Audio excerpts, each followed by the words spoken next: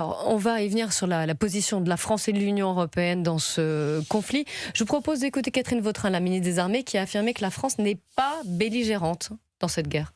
Les forces françaises ne sont là que dans un élément défensif.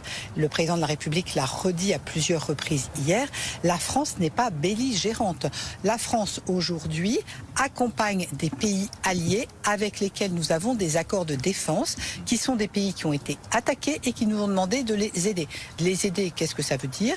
Il y a effectivement des vols de Rafale, puisque nous avons des Rafales stationnés aux Émirats Arabes Unis, et il y a également des matériels de défense solaire qui ont été livrés à ces pays à leur demande. Donc c'est très important de bien noter que la France n'est pas belligérante.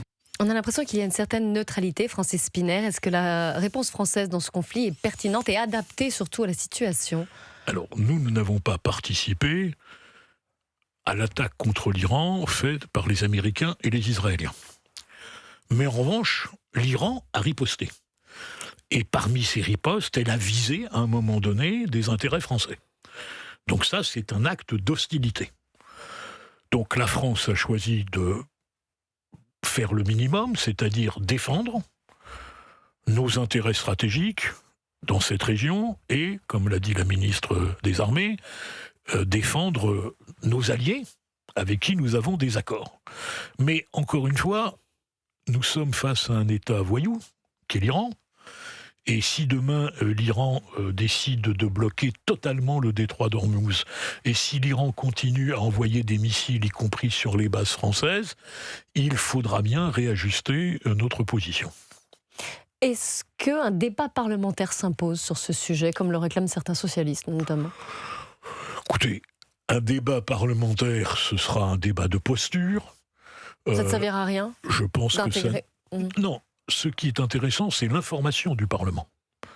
C'est-à-dire que, effectivement, le gouvernement donne, il y a des commissions des forces armées, commission des affaires étrangères et forces armées au Sénat, que, effectivement, les parlementaires soient informés un peu plus que ce qui se dit sur la place publique ne serait pas inutile. Donc mais... Vous demandez au gouvernement de venir s'exprimer sur ce sujet? Oui. Et sur la position de la France? Oui.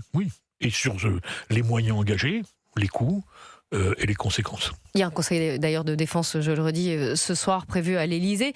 Et hier, Emmanuel Macron a annoncé une mission défensive dans le détroit d'Ormuz pour protéger justement le passage. Est-ce qu'elle vous semble réaliste?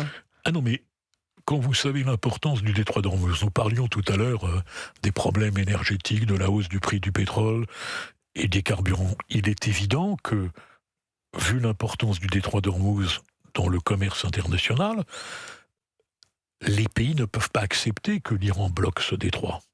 Et donc à partir de ce moment-là, il faudra bien à un moment donné se décider, d'une manière ou d'une autre, à rouvrir. Le cas échéant, faudra-t-il l'emploi de la force? C'est une vraie question. Et il faudra que là-dessus, la France s'exprime clairement. Avec ses partenaires européens? Avec ses partenaires européens et avec tous ceux qui voudront participer. Vous savez, on parle du droit international. Mais le droit international, c'est aussi le droit du commerce international. Ce n'est pas que le droit de la guerre.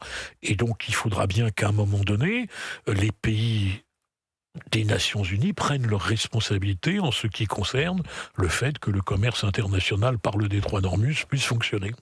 Est-ce que vous pensez qu'on devrait saisir l'occasion pour justement aller vers une Europe de la défense, comme on a dit, pour faire simple? Mais attendez. Pour unir nos forces européennes? Alors, ce qui serait nécessaire, c'est d'abord une Europe industrielle de la défense.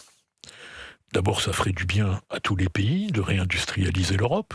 Et deuxièmement, ça permettrait d'avoir des matériaux compatibles, d'avoir des stocks de munitions et d'avoir les moyens, quand un pays décide de s'engager, d'éventuellement convaincre ses partenaires européens. Je constate simplement que les pays européens, lorsqu'ils doivent acheter des armes, vont acheter des hélicoptères américains, des avions américains, et que donc l'industrie d'armement européenne ne fonctionne pas.